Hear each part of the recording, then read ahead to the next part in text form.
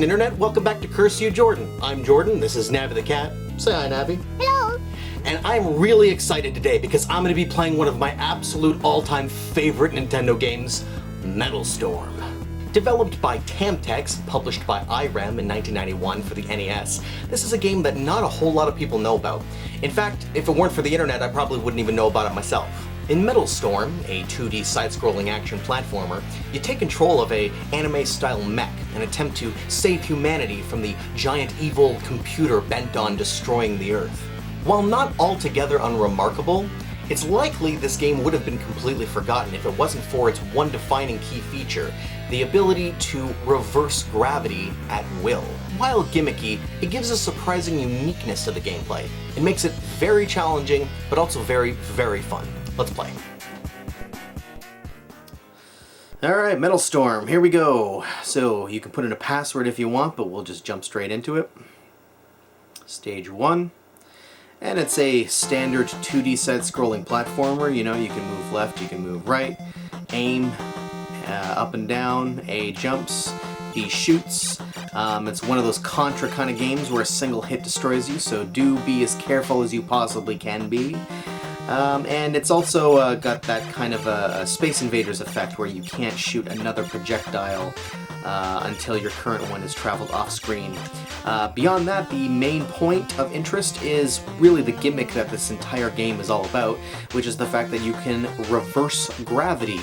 In this case, simply by pressing up and then jumping. Whoa, look at that! I'm on the ceiling, walking around. And then pressing down and jump will send you back to normal. And by the way, you actually are reversing gravity. You're not just sticking to the ceiling like you've got magnets on your feet or something, because while upside down you can also jump and you'll see you fall upwards. You fall up to the ceiling.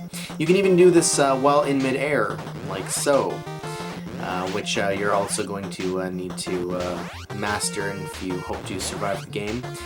The only caveat about that is that you can't reverse gravity a second time until you've at least landed once. So I can't just keep kind of reversing up and down, up and down, up and down the whole way through the whole level as though I'm flying. I have to land once before I'm able to reset it. Also, when you reverse gravity, any enemies to which gravity affects will also be have their gravity affected with it. So here's a good example. Here's the first enemies we're encountering here. If we reverse gravity, they both get reversed as well. But anyway, moving on. You can see they're starting us off pretty easy here. Just one hit to kill these guys. Of course, again, as I mentioned, one hit kills them, or kills you, so do make sure not to make contact with them. Love the graphics in this game. The detail in your character and the backgrounds, and I especially love like that scrolling background effect too. That's so nice. But yeah, beyond that, there's not really a whole lot to say. The majority of this game is really all about just kind of making your way through the levels, learning where the enemies are and how they move, and then just kind of memorizing those patterns. That's how you get through it all. Now, this section here, there's a few things to talk about here. Well, first I should point out something I probably should have pointed out the first. You probably noticed already. In the bottom left corner there's a little timer counting down your seconds. You only have a limited amount of time to get through the stage, but that's okay. I'm not worried about that. This is a really easy stage and won't take me nearly that long to get through it. But anyway, coming up here, we're coming across the game's first two power-ups. In the top left here is an A. I think that stands for alternate, I think. I just call it an alt.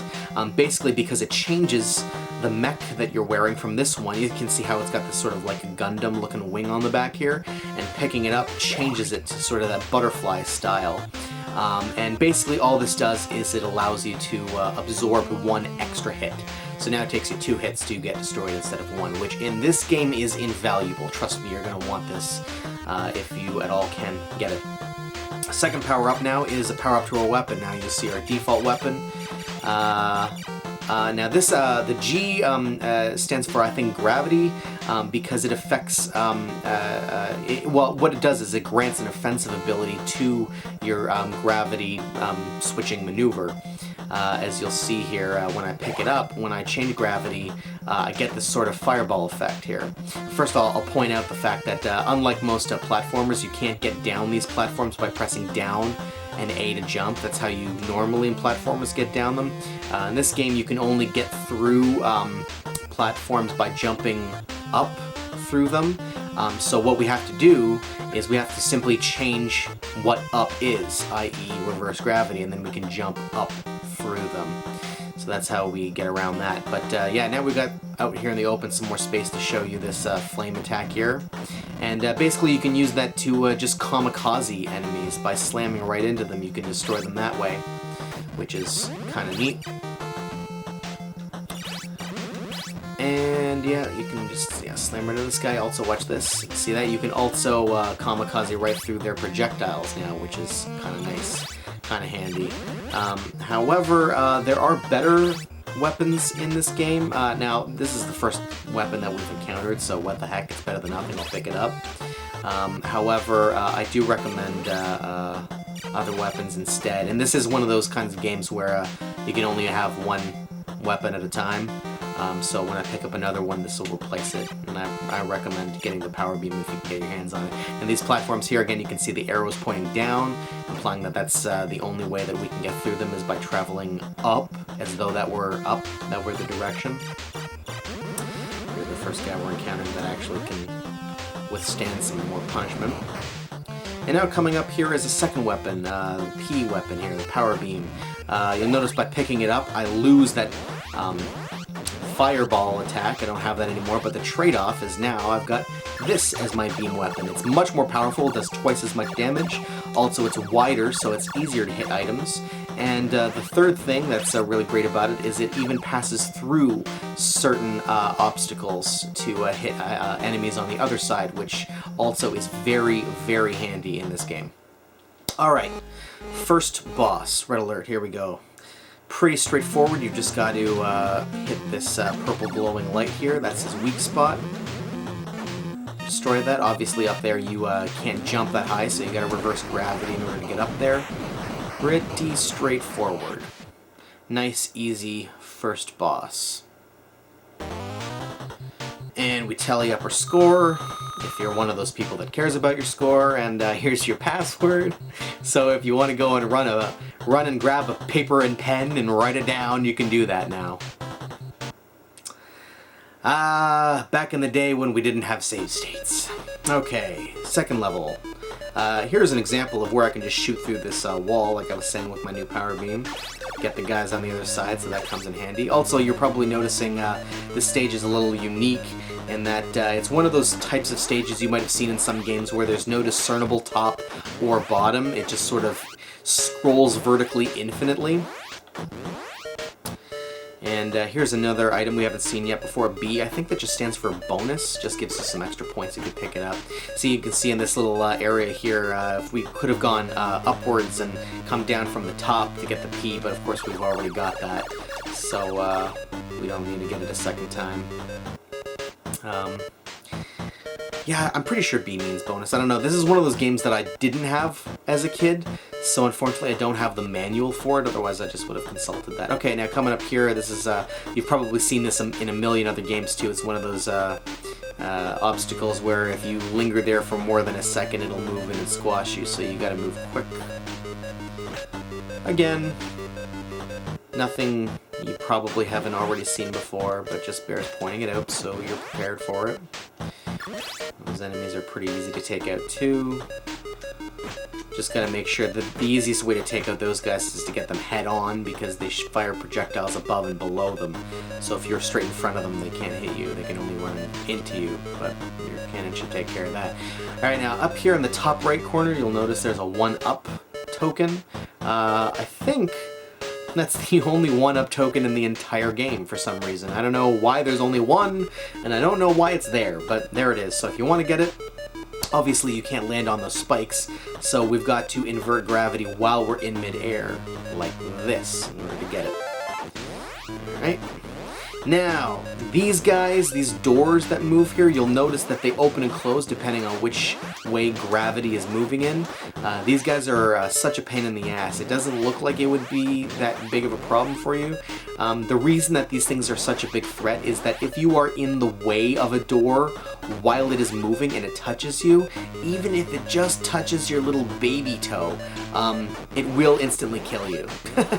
So you really, really, really do not want to get hit by these. And also this game can be just graphically a little bit deceptive into thinking, making you think, giving you the impression that you've got space here. I recommend, because it gives you this little alcove to kind of walk into, right, so that you're safe from the door when it opens. I recommend just, I mean, it's such a little thing, but really it does matter. Move to the right as far as you possibly can, just to ensure that when you invert gravity, you're not going to get hit by that door, because I'm telling you, getting taken out by those doors is one of the most frustrating and humiliating things. Now, get back over here into if we want to drop down into the room, naturally you'd be thinking, okay, well, we'll just inverse gravity again, we'll fall down. But again, remember, the moment we do that, that door is going to swing closed, hit us, and we'll be killed. So what we actually want to do is just jump onto the step there so that we're out of harm's way, and then invert gravity. Again, get into this little alcove here as far as we can before we invert gravity to close that door, and get by it like so. Again, it's not really hard, it's just a lot of trial and error. You just kind of got to go through the level a couple of times before you get the feel for it. But it's nothing overly challenging. Okay, again, move into the grotto here, alcove as far as you can. This area here specifically is particularly deceptive. It makes it look like you have enough space, but you really don't. Again, all it's got to do is just tap. Just give you a little love kiss on your little pinky toe, and you're destroyed. So make sure, for one thing, you're moving as far into it as you possibly can. The second thing is also make sure that when you reverse gravity, this is very important, make sure that you're not moving anymore. Move in as far as you can, but then stop moving when you reverse gravity again.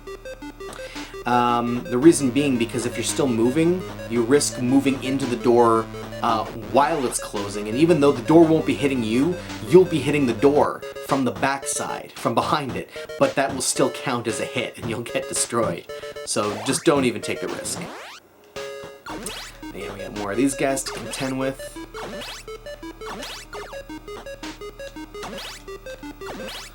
Alright, second boss.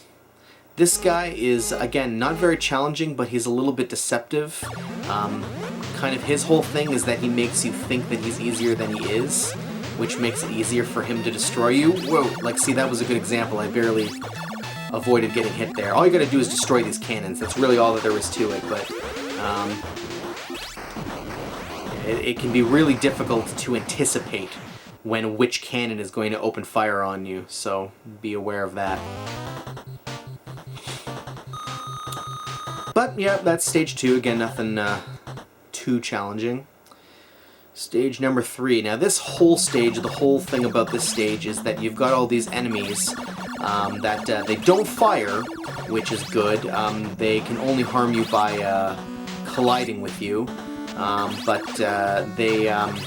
And the nice thing about it is that they move along these rails throughout the level, so you can at least predict what their movements are, which is handy. However, the rails are placed in such a position, such a way that it makes maneuvering throughout the stage kind of tricky. All right, this S here is the last item, the last weapon that we've yet to encounter. Now, I'm not going to pick it up, because if I do, it'll replace my my power beam here, which I really like a lot. But I'll just tell you what it does anyway, just if you wanted to get it. What it does is it, offensively, it reverts you back to your standard beam weapon. But to compensate, the trade-off is that you get this sort of little shield, this mini shield right in front of you. Whichever direction you happen to be facing in, that's the direction that the little shield will face. And that, as long as you have that shield between you and enemy projectiles, it'll protect you from projectiles. I'm not 100% sure on this, but I don't think that it protects you from colliding with enemies, only with projectiles. but still, it's better than nothing, I guess. Particularly, you know, if you just died or something and you lost your weapon and you know you reverted back to your default weapon, then you may as well pick up the shield gun. There's no harm in that. Okay, yeah, navigating this little corridor is a little bit tricky. Alright. You've probably also noticed by now that every stage follows the same kind of structure. You've got two sort of distinct rooms, followed by a boss battle. This is kind of a neat little area here, the way that this is structured is, again, it forces you to only take one route or the other, which means you only get to, you have to choose between which of those two power-ups you want, the P or the A. Now, as it turns out, we already have both, so it doesn't matter which we go with.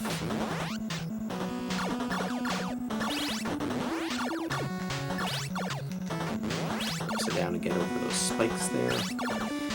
Aha, now, first time running into one of these enemies. Now, you actually can't destroy these enemies, they're passive enemies, but they do admit this force field that you can't get through and will destroy you if you make contact with it. The trick to it is that the force field is only activated if gravity is flowing in a certain direction. So to get this enemy to lower its force field, you simply inverse gravity. So you'll see again here, if I reverse gravity again on the other side, it'll go back up again. So that's how that works. Later on in the game, you'll run into multiple enemies of that type, with gravity needing to be reversed in both directions for different enemies in different cases to get them to bring down their force field. So also be aware of that. Now that we're on the top here, make sure not to jump now, or it'll jump straight into those spikes, right? And then up here is another B. Don't have to get it, but you know, what the heck, it's right there. Why not? Okay, third boss. Now things start to get a little bit trickier. This guy here has got those orbs circling around him that don't take any damage, so it sort of protects him.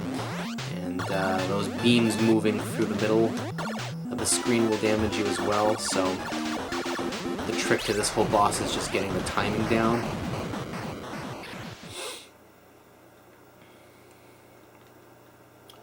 Probably take you a few attempts before you get comfortable with the way he moves. Alright, stage 4. Which one's this? Ah, yes. This stage is a little bit different. Instead of being able to move freely throughout this stage, you're instead trapped inside this little box here. You're confined to the space inside the box, and it's the box that moves throughout the level. So you are beholden to go where the box does. To get through this little segment here, you're going to want to do this little maneuver here, like that. And you can stand under here and just fire up, and you'll take out 3 guys here. Whatever you do, do not attempt to jump between these green enemies. You will not make it. There's not enough room. Just go above them or below them.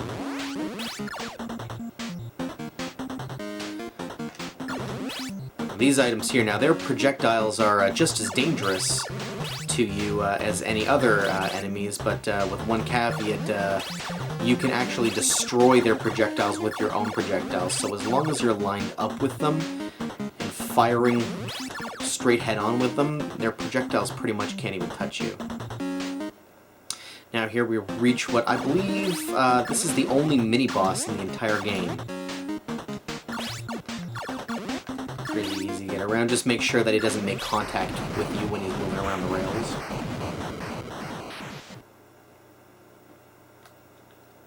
I also love, too, it makes me laugh how this stage here still has a timer.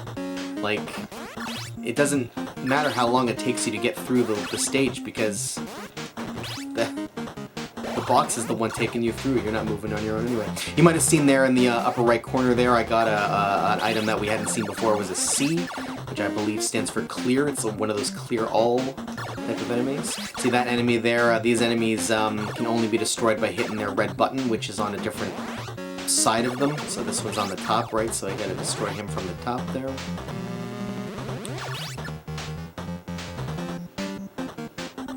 Yeah, those clear all items are pretty rare. There's only like a couple of them in the entire game.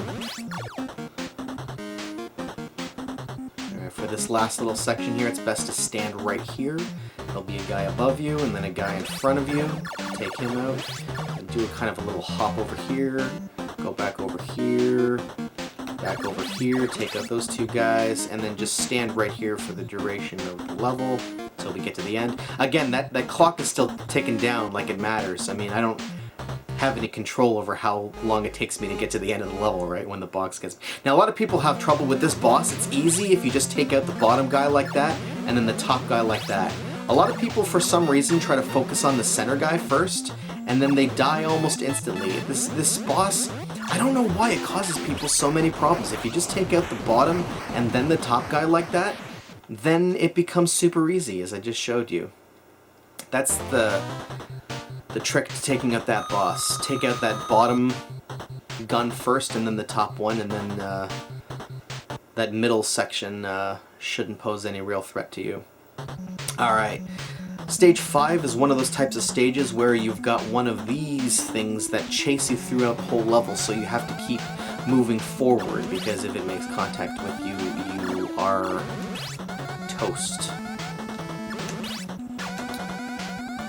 These guns here, easy enough to destroy, just wait for them to stop shooting. If you've got the power beam like I do, the beam itself is a little bit wider, right, so you can kind of risk getting a little bit closer to the edge there.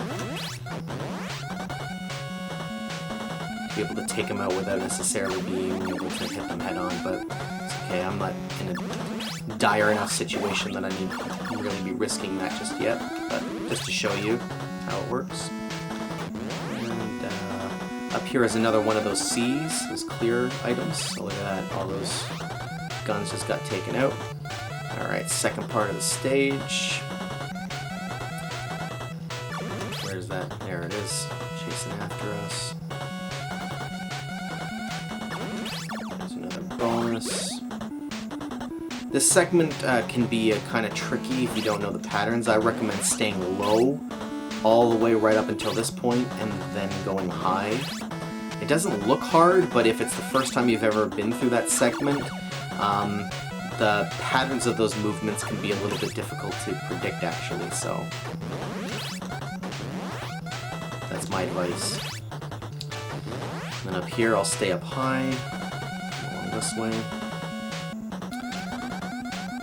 If you get caught next to these guys here, you can actually duck under these weapons here. If you know, if you find yourself in a situation where you're right next to him, but you don't have enough time to destroy him before he starts hitting. And then these guys here, you actually can't hit them behind these orange obstacles, so don't even try. I also wouldn't try, if I were you, risking going for that P. Just leave it. Fifth boss. Alright, this one is pretty tricky because he keeps changing how his weapon works. I think kind of the trick to this guy is not being too close to him, but also not being too far away from him either. So that way it gives you ample time to react, as well as space in both in front and behind you to kind of move left and right. That's really the big trick to getting this guy, I find, is keep moving left and right. And that way he shouldn't be able to get a good enough lock on you. Alright, stage 5 down. Stage 6. Oh boy, here we go. Now, if I'm going to die anywhere, this is going to be where it happens. This stage is such a pain in the ass. For reasons that you can probably already see for yourself. This game is just very, very, very difficult to navigate. For that reason, I hope you don't mind. I'm going to limit my talking during this segment because I really, really need to focus. And there's really not much to be said anyway that you can't discern for yourself just by watching. So on that note, I'm gonna go go covert for a moment here. And just try to focus on getting all these guns. These guys are so tricky. Dang!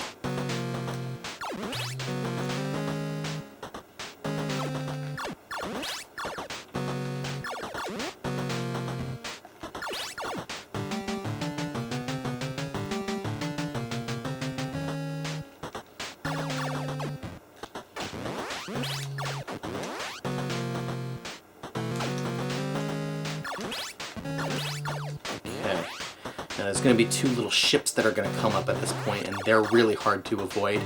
So take your time with this little segment.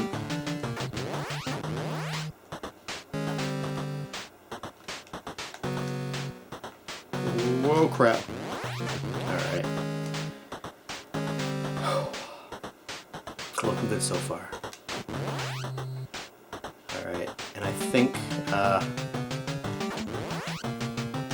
should be another alt coming up, so I get to replenish that at least. But this part is pretty tricky too, so again, I hope you don't mind. I'm gonna go quiet here for a second, so just pay attention to what I'm doing and how I'm maneuvering to get through this level. I really do apologize, but this is really, really tricky.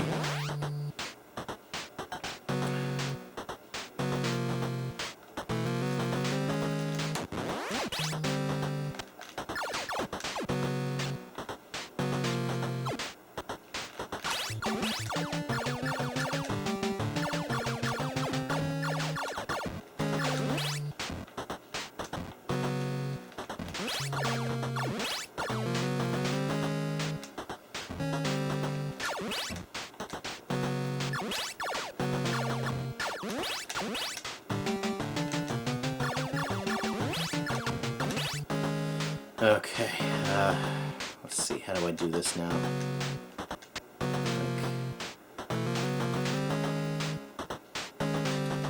This, and then like this, and then like that, and that, and that, and then, nope, I'm gonna wait for that guy to pass me like that, that, and then like that. Alright! Now, this boss is really tricky. Because you can't touch the ground or ceiling when facing off against this boss. You have to keep jumping from segment to segment. So what you actually have to do to take care of this guy is like this. Yeah, let me just get on the right one here. Okay, fire down, fire down, fire down. You'll see all it takes is one hit in order to get that little window to shut. And after completing another revolution around the room, they reopen again. So you just rinse and repeat. Now that they're ready to be destroyed, they turn red. So it's only one more hit will do the trick. Of course, when they get destroyed, they disappear, so you've got to pull this off real quick, like this, and like that, and like that. Oh god. That is so difficult to do consistently. Because remember, as soon as you destroy the platform you're on, you're going to fall into the deadly floor or ceiling. So before you do, you have to not only reverse gravity, but also do it at such a time that you're going to fall onto another platform to keep you safe. That takes some practice. And stage 7, now this is the interesting stage, because it's not like a typical stage. All you got now is basically a boss run. We just one after another have to refight one last time all of the bosses that we've previously destroyed. So if you've gotten this far, then you know that you can get to the end of the game, because you just have to do exactly what you did before. And you'll see here again it gives you the opportunity to one last time pick up any item that you want. We're going to stick with the power beam because that is by far the best one. Alright, this first boss here. Again, pretty easy. Again, bear in mind though, from this point out, there are no more power-ups. So if you lose it, you lose it. This guy again, remember, don't Don't be tricked. Dang! Just as I was saying, don't let him trick you, I let him trick you. Or I let him trick me.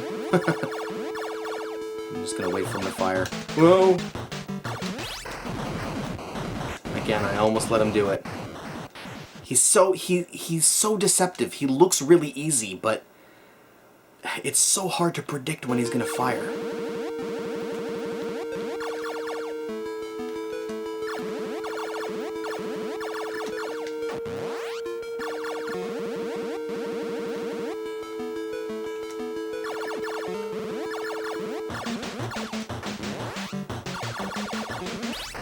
Also, he doesn't necessarily always move in a square pattern like that. He'll move to wherever you are. So you don't want him moving diagonally because then he's really hard to avoid. So try to lure him into a square pattern. And again, like you see, like I just did there, as I advised on the first time around, take out the top and the bottom guns first, and then this middle section becomes a cakewalk.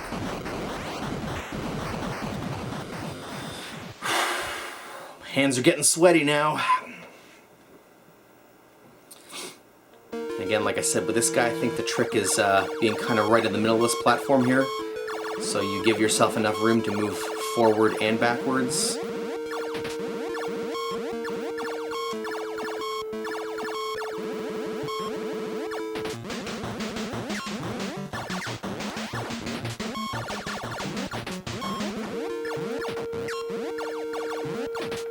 Oh boy, it's getting close now. Oh. Alright, last boss. Wish me luck.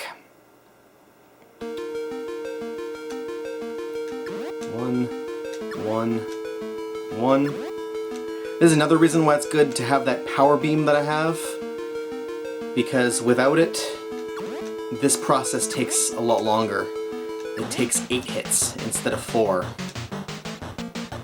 So anything that you can do to speed this process up helps. Alright. Here we go.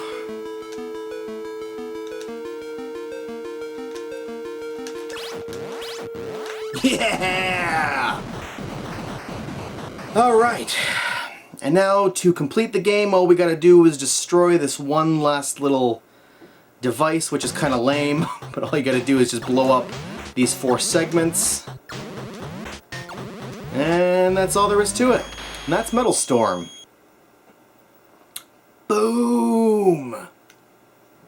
I like the little sort of outro story here. Through your courageous efforts, all the people on Earth will sleep peacefully tonight. The massive computer that set out to destroy the blue planet has been eliminated. Leaders from the Earth Nation will now bestow upon you reward greater than any metal and more valuable than all the gold known to man. You have earned everlasting life. Holy crap! What more could you possibly ask for?